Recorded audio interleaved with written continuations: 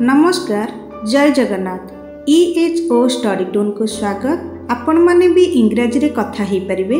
तेणु आज आमे एही 10 दिनिया वार्तालाप सीरीज को आरंभ करिबा। एही सीरीज प्रत्येक दिन आपण मानकु नुआ नुआ उपहार प्रदान करिबो। एहा द्वारा आपण माने निज पाटी को अभ्यस्त कराइबे इंग्रजी कहिबा पई। एहा ही प्रथम पाहाच अटे। आपण माने समस्ते इंग्रजी जानि छंती एवं व्यवहार मध्य करुछंती। ताकू आउ टिकिए मार्जित करिबा पई आमे ए सबु कार्य गुडी को प्रत्येक दिन कहिबा।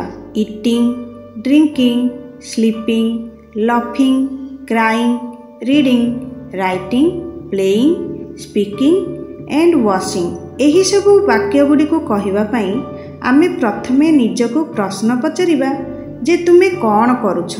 ताहार उत्तर रे आई एम लगाई कहिबा I am eating, I am drinking, I am sleeping, I am laughing, I am crying, I am reading, I am writing, I am playing, I am speaking, I am washing. एही परि प्रत्येक दिन आमे एही सबु कार्य को करिबा समय रे कहिबा एवं अभ्यास करिबा।